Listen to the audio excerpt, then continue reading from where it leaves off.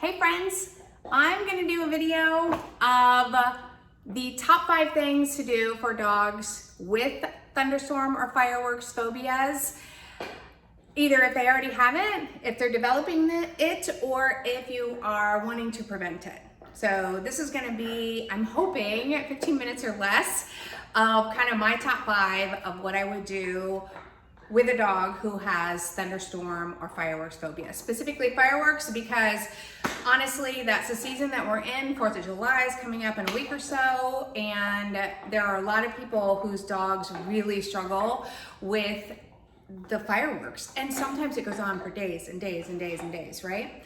Okay, so let's get to it, because if I want to get this to 15 minutes, I'm gonna have to be really good. First thing is a thunder shirt. If you're not familiar with a thunder shirt, it works for more than just thunderstorms. There are other brands. Basically, it is a compression garment that the dog wears. I'm gonna put one on Ellie here really quickly. Ellie, good girl. So you guys can kind of see how this works and what it is and what it isn't. Basically, it's a nice, stretchy, soft material.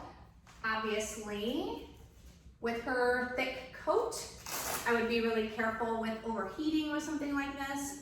So this is sort of the safety flap there. This is going to, it Velcros in the front here to keep it forward. You want it on the chest area here. And then you are going to, as evenly as possible, bring this up and kind of stretch it. It's very nice and very stretchy. And then you're gonna do the same thing with this flap to kind of cover that Velcro so it doesn't get on and stuck on everything like that. And what you tend to see is what you see a little bit with Ellie, is a little bit of like, now she will stand there. Her face isn't facing you, but let me see if I can turn her eyes will close a little. And she gets a little bit more just subdued, right? She's like, oh, wow, this is a little bit zen, right? So one of the biggest fallouts or common complaints I hear about the thunder shirt, their dog didn't like it or it didn't work for their dog. It doesn't work for all dogs, but even if this dog had a level 10 fear of thunderstorms or fireworks, and I put this on and it brought her stress level down to an 8, that's better, right? Like it's something, it's offering her something, right? So I think that for a non-pharmaceutical option, it is definitely worth a try. They've got a great money-back guarantee that they will refund your money if it doesn't work. And I just really like them. They're non-pharmaceutical, especially. There are some dogs out there that can't take a lot of medications or other things. So that's a really great option. Number 2 would be trying to desensitize and counter condition the best that you can. Thunderstorms obviously don't always, now she's all like, I'm free.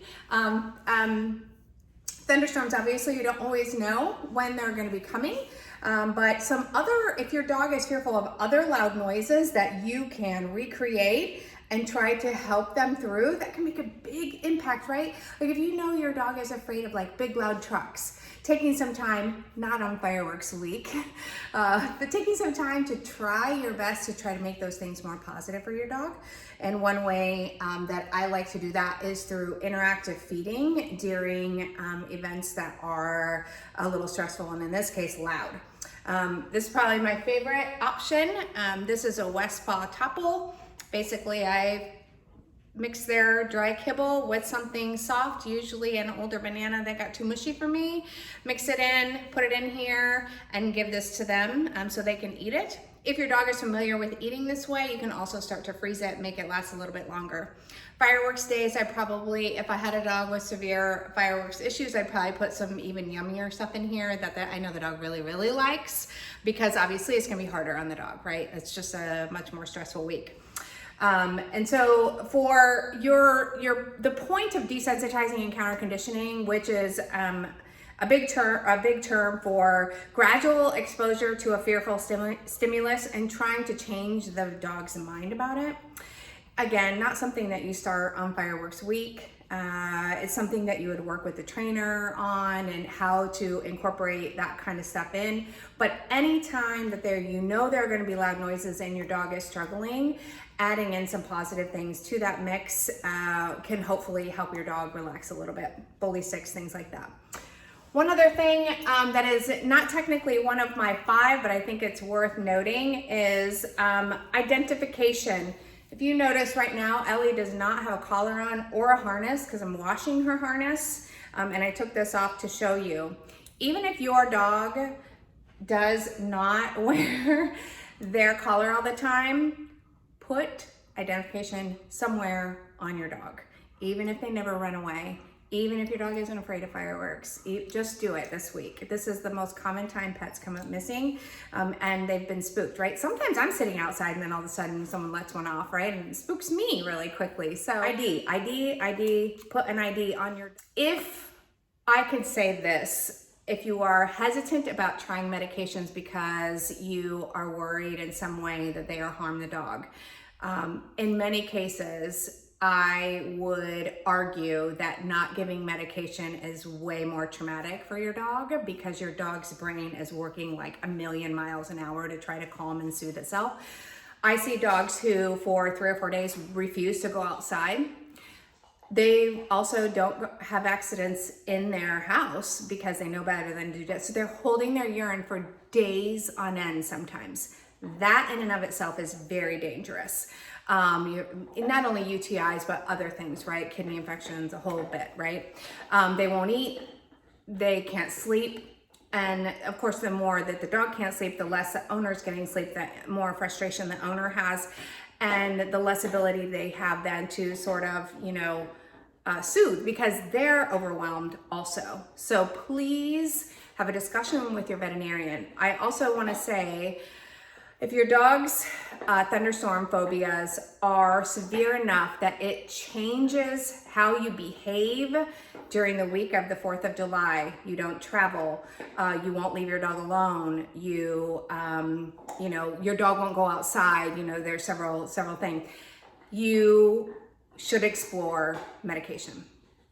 There's a common, now we know that we should not be using acepromazine anymore. I've been in veterinary medicine long enough to remember when that was what was standard of care. We gave a medication called acepromazine to dogs for thunderstorm phobias, fireworks phobias, and what we now know is that it kind of sedated the dog but didn't do anything to help them feel better about what was happening. Now we have medication out there that the dog, for the most part, acts pretty normal, but their brain is quieter, right? So it's almost like this, okay. It's not like they don't notice that the fireworks are there. They can walk and talk and eat and drink and all the things, but they can go outside and go to the bathroom normally. They still kind of want to be subdued and maybe, in a quiet spot, and that's okay. That's a better quality of life for the week of thunderstorms. Back in the day when we used to use acepromazine, for those of you that are long-timers like me, it's the medication that when they gave it, that third eyelid would come over and that would worry people so much, like, oh, something's wrong with my dog's eyes. And they were real stumbly a lot of times too. It was really hard to get the dosing right. They were super stumbly. We just don't use that anymore. And, and if your vet is, please, seek out some alternative options because that is no longer standard of care, no longer recommended. So that's all I'm going to say about medication. There's a variety of different things that your vet feels comfortable, using, has experience with. I would just caution you to stay away from acepromazine as the only option. By the way, for those dogs with severe issues, I've seen dogs go through windows, like glass windows, okay? Your dog is that severe and the panic, they may pair acepromazine with something that helps calm all of the emotions here, right? And the acepromazine then is on top of something else to help bring them down because theirs is so bad, right? So it's alone, not recommended. Possibly with severe cases, they may use it together. So please, that is definitely a discussion for your veterinarian. I'm just giving you information.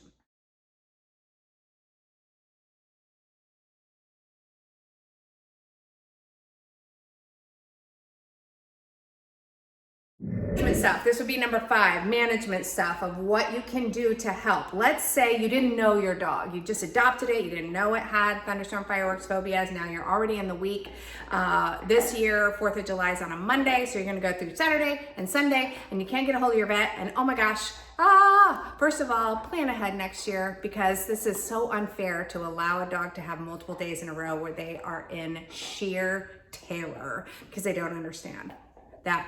Make yourself a note, call them right away, say, please put a note in my chart. This was really bad. And next year I want to have some, maybe on Labor Day, I want to have some on hand because wow, this was a lot. Okay. So, crates. So if your dog is used to a crate, I would certainly recommend that.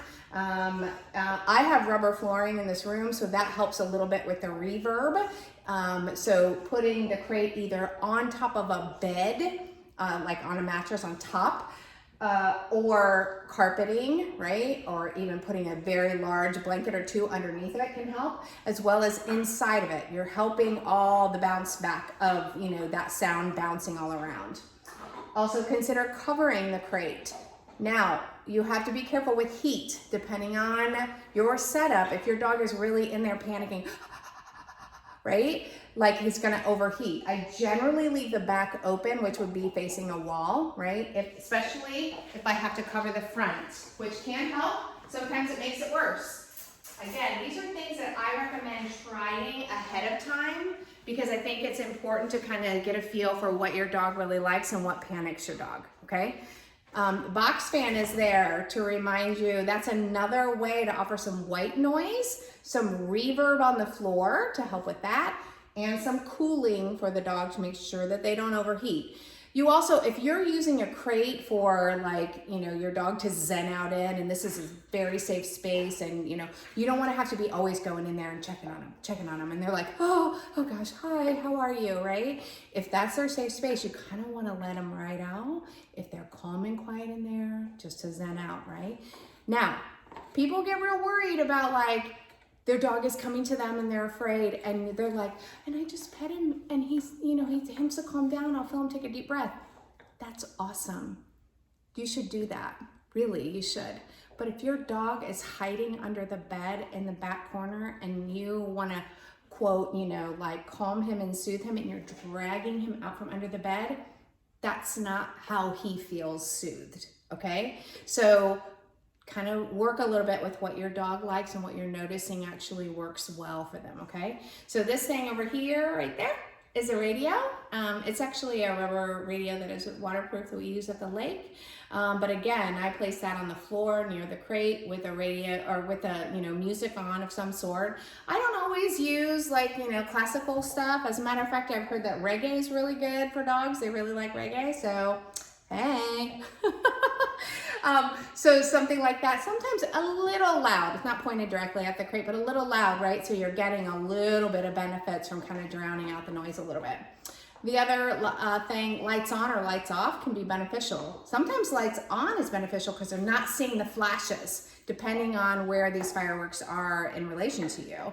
Sometimes lights off, crate covered is more calming and soothing for the dog. Right? So there's, lots of different options there. Covered, uncovered, right? Sometimes they do better with that. Fan, lights, on top of a bed, all good things to try. Again, if you already know your dog has some of this, start testing these things out now. Don't wait to start testing them out after your dog's already had a stressful event. If your dog has had a very stressful fireworks in the past, I would encourage you to contact your vet now.